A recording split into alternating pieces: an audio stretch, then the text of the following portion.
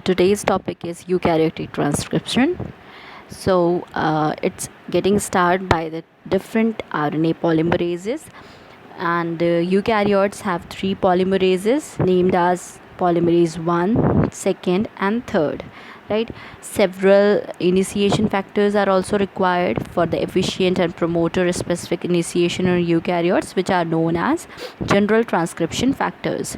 Right? In vitro, general transcription factors are required with the RNA polymerase second to initiate the transcription on a DNA template.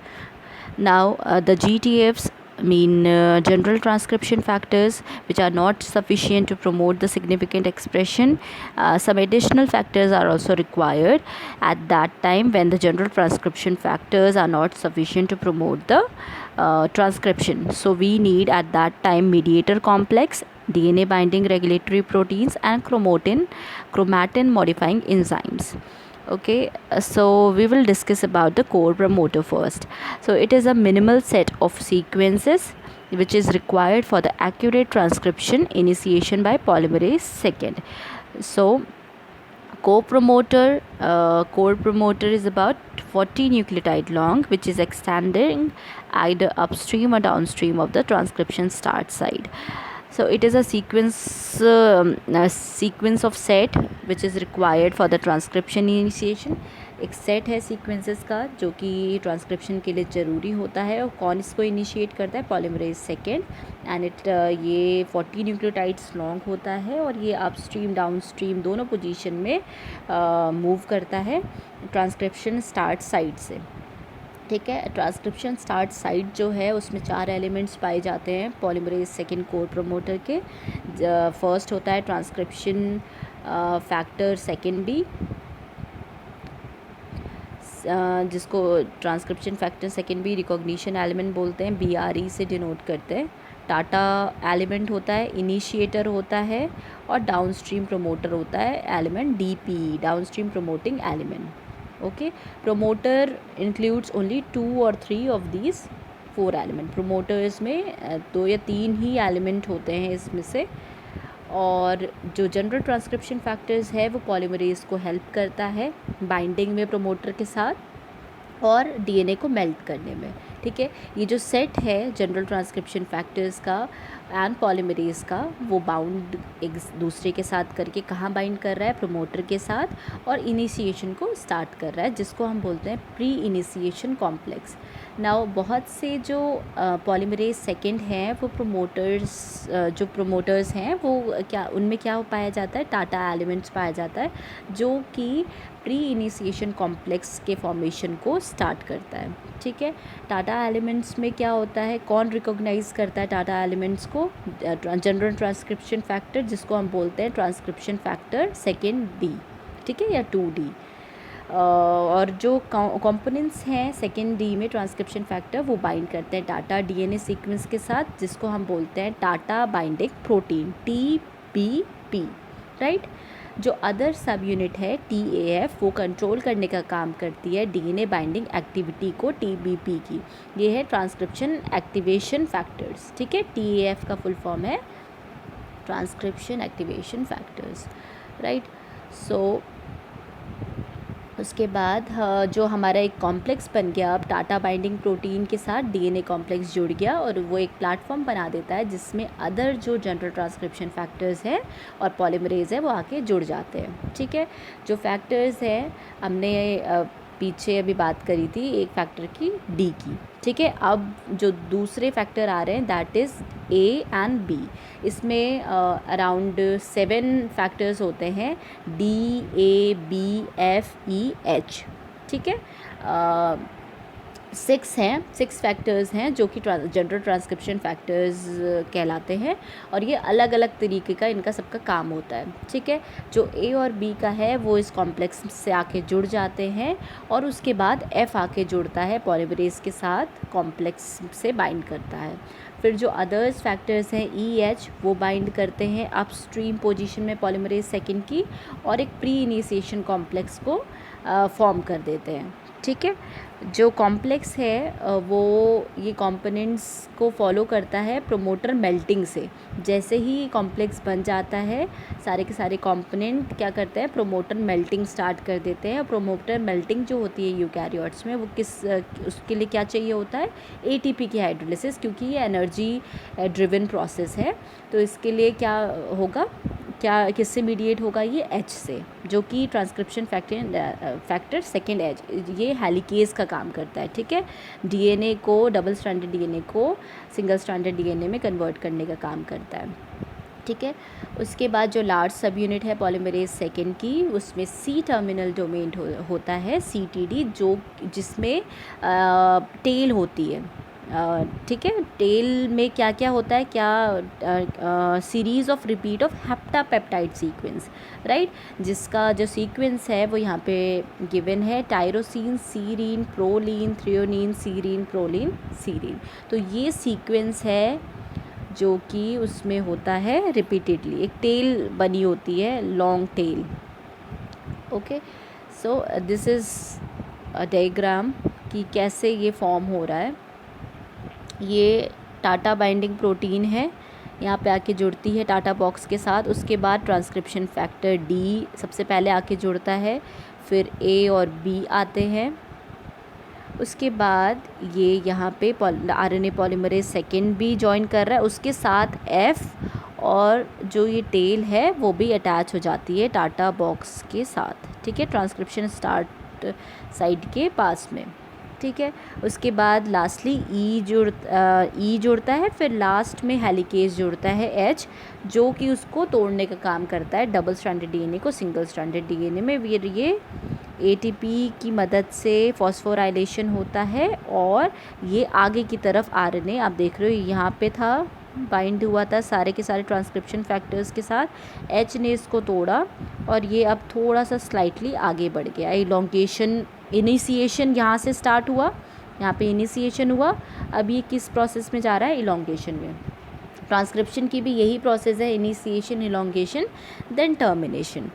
Okay, now जैसे ही polymerase initiate हो जाता है transcription करना, तो वो shift हो जाता है इलोंगेशन फेज़ में। इलोंगेशन के लिए हमें सेट ऑफ फैक्टर्स चाहिए होते हैं, जैसे कि transcription factor S, second S and HSPTF, ये इलोंगेशन फैक्टर्स हैं जो कि रिक्वायर्ड होते हैं इलोंगेशन के लिए, और ये स्टिमुलेट करते हैं इलोंगेशन को और आरएनए प्रोसेसिंग को।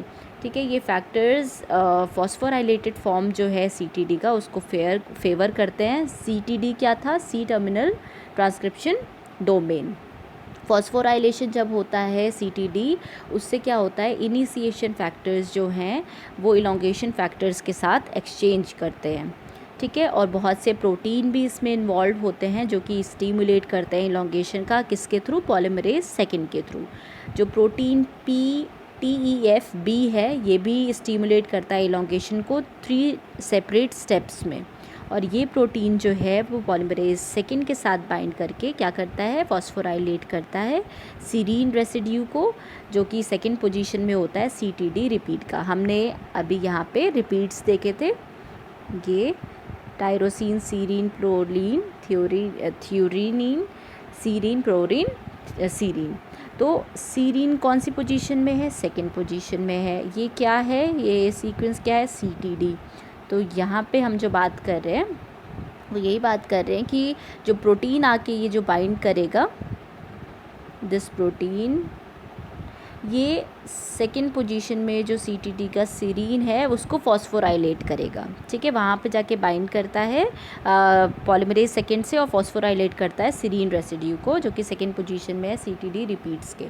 अब PTEFB जो है वो एक्टिवेट करता है एक और दूसरी प्रोटीन को, जिसका नाम है HSPT5, जो कि एक इलोंगेशन फैक्टर है और इलोंगेट करने का काम करती है यूकैरियोट्स में। और एट लास्टली ये जो PTEFB है, elongation factor, transcription elongation factor B, activate करता है एक और इलोंगेशन फैक्टर को, जिसका नाम है TATSF1।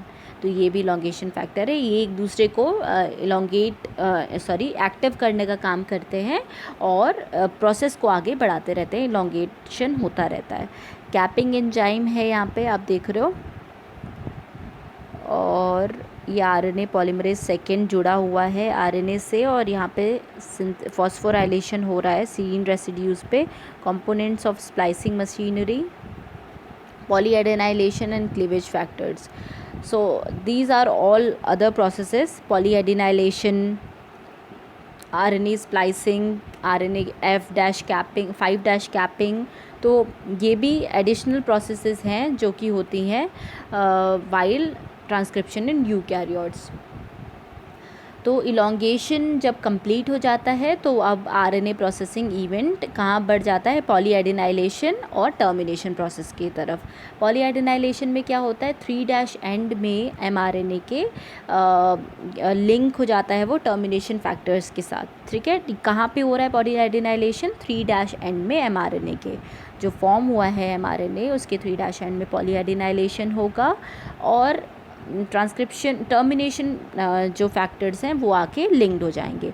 जो पॉलीमरेज CTD टेल है वो इन्वॉल्व होता है रिक्रूटमेंट के लिए एंजाइम्स जो कि पॉलीएडेनाइलेशन परफॉर्म करते हैं। ठीक है, जो 2 प्रोटीन कॉम्प्लेक्स है जो कि CTD पॉलीमरेज के साथ जुड़े हुए होते हैं वो होते हैं CPSF जिसको बोलते हैं cleavage and polyadenylation specificity factor, and CSTF जिसको बोलते हैं हम क्लीवेज स्टिमुलेशन फैक्टर। ठीक है, ये क्या करेंगे, पॉलीएडेनाइलेशन भी परफॉर्म करेंगे, क्लीव करेंगे और टर्मिनेशन की तरफ आगे बढ़ेंगे। ठीक है, ये जो सीक्वेंसेस हैं which are transcribed into RNA, वो क्या करते हैं, ये जो फैक्टर्स है आरएनए के उनको ट्रांसफ़र करने का काम करते हैं और जिनको बोलते हैं हम पॉली ए सिग्नल्स। यहाँ पे क्या होता है, टेल जो है उसके साथ एडेनिन की जो चेन है वो जुड़ जाती है जिसको हम बोलते हैं पॉली ए। ठीक है, पॉली ए सिग्नल्स बोलते हैं, और जब ये SPSF और CSTF बाउंड करते हैं आरएनए के साथ तो आरएनए का क्लीवेज हो जाता है और उसके बाद पॉलीएडेनाइलेशन परफॉर्म किया जाता है। जैसे ही आरएनए क्लीव हो जाएगा, टूट जाएगा, तो पॉलीएडेनाइलेशन मीडिएट होता है एंजाइम के साथ जो कि क्या नाम है उस एंजाइम का, पॉली ए पॉलीमरेज जिसको हम पैप बोलते हैं, और उसके साथ ही एडिशन होता है पॉली ए बाइंडिंग प्रोटीन का। राइट, उसके बाद जो प्रोटीन एंजाइम के साथ एसोसिएट हुआ है वो ATP यूज़ करेगा। ऑब्वियसली ये ATP ड्रिवन प्रोसेस है, इसमें ATP चाहिए, एनर्जी लग रही है बाइंड करने में प्रोटीन को, तो ATP रिक्वायर्ड होगा, और न्यूक्लियोटाइड भी ऐड होंगे RNA पॉलीमरेज के लिए जो हम ये पॉली ए बाइंडिंग प्रोटीन में ऐड करेंगे। ठीक है, बिफोर टर्मिनेशन क्या होता है, RNA जो मॉलिक्यूल है वो बहुत ज़्यादा लॉन्ग हो जाता है क्योंकि बहुत से न्यूक्लियोटाइड्स उसमें ऐड हो जाते हैं। ठीक है, और पॉलीमरेज के साथ CPSF और PAP भी जो है वो डिसोसिएट हो जाता है टेम्पलेट से, जिससे एक न्यू RNA फॉर्म होता है। ठीक है, रिलीज़ होता है, और जो न्यूक्लियस से जो न्यू RNA बनेगा वो क्या हो जाएगा, न्यूक्लियस से डिग्रेड मतलब बाहर निकल जाएगा। ठीक है, न्यू RNA जो हमें चाहिए था वो मिल गया, वो बाहर निकल जाएगा न्यूक्लियस से।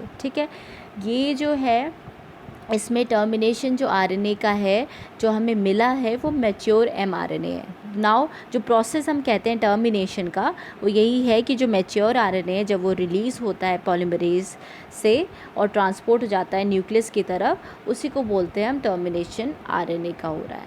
नाउ ये पॉलीएडेनाइलेशन टर्मिनेशन डायग्रामेटिकली देख सकते हो आप। पॉली ए सिग्नल सीक्वेंस जो है वो DNA में यहाँ पे है।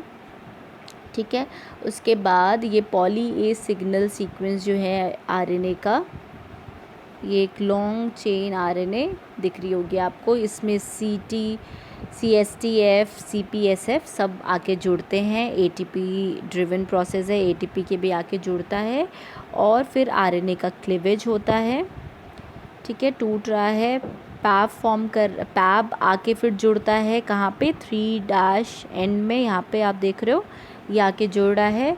पॉली ए बाइंडिंग प्रोटीन जो है वो भी यहाँ पे आप देख रहे हो, ये सीक्वेंस ए, इसी को हम क्या बोलते हैं, पॉली ए सीक्वेंस बोलते हैं। यहाँ पे poly A binding sequence protein जुड़ रहे हैं आके ग्रीन कलर के ये जो है, और उसके बाद additional poly A binding protein भी आके जुड़ते हैं और यहाँ पे डिफरेंट सीक्वेंस जो है एडेनिन का वो हमें देखने को मिलता है और ये सेपरेट हो जाते हैं और न्यू आरएनए फॉर्म कर लेते हैं। ये जो एंजाइम है जो रिलेटेड है पॉलीमरेज सेकेंड से, ये इनिशिएट करता है ट्रांसक्रिप्शन को बाय यूजिंग डिफरेंट प्रोमोटर्स और ट्रांसक्रिप्शन डिस्टिंक्ट जीन को ट्रांसक्रिप्ट करता है। पॉलीमरेज 1 जो है वो रिक्वायर्ड होता है किसके लिए, एक ही जीन के एक्सप्रेशन के लिए जो कि इनकोड करता है आरआरएनए प्रीकर्सर को। ठीक है, आरआरएनए प्रीकर्सर को इनकोड करने का काम कौन करता है, पॉलीमरेज 1। जो आरआरएनए जीन्स है उसमें 2 पार्ट होते हैं, कोर एलिमेंट्स और अपस्ट्रीम कंट्रोल एलिमेंट। ठीक है, और उसके साथ ही साथ पॉलीमरेज फर्स्ट जो है उसमें इनिशिएशन जो है वो 2 अदर फैक्टर्स से कंट्रोल्ड होती है, एक है SL1 और एक है UBF। ओके, SL1 जो है उसमें TBP होता है, ट्रांसक्रिप्शन बाइंडिंग प्रोटीन, और 3 उसमें TAF होते हैं, एक्टिवेशन फैक्टर्स, जो कि ट्रांसक्रिप्शन को बढ़ाते हैं, स्पेसिफिकली ट्रांसक्रिप्शन के लिए रिस्पॉन्सिबल होते हैं। ये जो कॉम्प्लेक्स है वो UCE अपस्ट्रीम कंट्रोलिंग एलिमेंट के साथ बाउंड करता है और वहाँ पे जो UBF अपस्ट्रीम बाइंडिंग फैक्टर्स होते हैं उनके साथ जाके जुड़ता है और ट्रांसक्रिप्शन जो है कोर प्रमोटर के साथ स्टिमुलेट करता है और पॉलीमरेज फर्स्ट को रिक्रूट करता है फॉर द इनिशिएशन। यहाँ पे दिखा रखा है डायग्रामेटिकली कि UCE किस के बीच में है, -150 से -100, मतलब कि 50 न्यूक्लियोटाइड्स का सीक्वेंस के बीच में UCE अपस्ट्रीम कंट्रोलिंग एलिमेंट होता है और यहाँ पे ये कोर प्रमोटर है। तो UBF जो है वो यहाँ आके ज्वाइन करेगा, SL1 TBP ये सब आके यहाँ पे ज्वाइन करते हैं और इनिशिएशन स्टार्ट करते हैं। किसके थ्रू, आरएनए पॉलीमरेज फर्स्ट के थ्रू दिखाया गया है। वैसे जनरली अभी तक हमने किसकी बात की थी, आरएनए पॉलीमरेज सेकेंड की। तो आरएनए पॉलीमरेज फर्स्ट के थ्रू जो इनिशिएशन हो रहा है उसमें ये सारे फैक्टर्स इन्वॉल्व होते हैं। ठीक है, उसके बाद जो है वो ये एंजाइम जो है वो रिलेट करते हैं अगर हम पॉलीमरेज सेकेंड से, तो इसमें जो इनिशिएशन ट्रांसक्रिप्शन हो रहा है, ये जो इनिशिएट कर रहा है ट्रांसक्रिप्शन को, ये डिस्टिंक्ट प्रोमोटर्स को कर रहा है और ट्रांसक्राइब कर रहा है डिस्टिंक्ट जीन को। ठीक है, वो तो हमने देख लिया। और पॉलीमरेज थर्ड जो है प्रोमोटर्स, जो कि बहुत से फॉर्म्स में आता है, वो लोकेट होता है डाउनस्ट्रीम। जो पॉलीमरेज फर्स्ट है वो कहाँ लोकेटेड था, अपस्ट्रीम में, और सेकेंड दोनों अपस्ट्रीम डाउनस्ट्रीम दोनों वर्क करता है। जो थर्ड है वो डाउनस्ट्रीम साइड में लोकेटेड रहता है। जो पॉलीमरेज थर्ड है वो प्रमोट करने का काम करता है 2 रीजन्स को, box A and box B। जो फर्स्ट एंड सेकंड थे उनका वो सेम वर्क था उनका। ट्रांसक्रिप्शन जो पॉलीमरेज थर्ड है उसमें ट्रांसक्रिप्शन फैक्टर्स भी चाहिए और पॉलीमरेज चाहिए, मतलब जो वर्क है ट्रांसक्रिप्शन फैक्टर या पॉलीमरेज थर्ड का वो सेम है। जैसे कि फर्स्ट एंड सेकंड में हमें ट्रांसक्रिप्शन फैक्टर्स और पॉलीमरेज चाहिए थे, वैसे ही पॉलीमरेज थर्ड में भी चाहिए होते हैं। ठीक है, इन फैक्टर्स का नाम है ट्रांसक्रिप्शन फैक्टर थर्ड B। वहाँ पे हम आरएनए पॉलीमरेज के केस में देख रहे थे कि ट्रांसक्रिप्शन फैक्टर जो था उसमें हम यूज़ कर रहे थे transcription factor second E, F, H, A। यहाँ पे जो हम फैक्टर यूज़ करेंगे वो transcription factor third B, third C। Firstly C का रोल आता है जो कि प्रोमोटर रीजन से बाइंड करता है, उसके बाद B का रोल आता है जो कि टाटा बाइंडिंग प्रोटीन के साथ बाइंड करके टेम्पलेट स्ट्रैंड में इनिशिएशन प्रोसेस स्टार्ट करता है और कॉम्प्लेक्स फॉर्म करता है। यहाँ पे दिखाया है कैसे ट्रांसक्रिप्शन थर्ड वर्क कर रहा है। बॉक्स A और बॉक्स B है यहाँ पे, और ट्रांसक्रिप्शन फैक्टर C पहले आके बाइंड करता है, फिर B आता है टाटा बाइंडिंग प्रोटीन के साथ और यहाँ पे स्टार्ट करेगा ये इनिशिएशन का प्रोसेस, उसके बाद इलॉन्गेशन। तो ये डिफ्रेंशिएशन है फर्स्ट सेकेंड थर्ड पॉलीमरेजेस में। ठीक है, ट्रांसक्रिप्शन की। क्योंकि ओवरऑल जस्ट एक समरी है ट्रांसक्रिप्शन की यूकैरियोट्स में। और भी बहुत से फैक्टर्स हैं जो कि इन्वॉल्व होते हैं, और भी बहुत लेंदी प्रोसेस इसमें शो होता है, लेकिन convenience for you and according to BSc course it's sufficient for you. Make a notes of it, and if you have any query you can just ask me on YouTube, Google Classroom or WhatsApp. Thank you so much.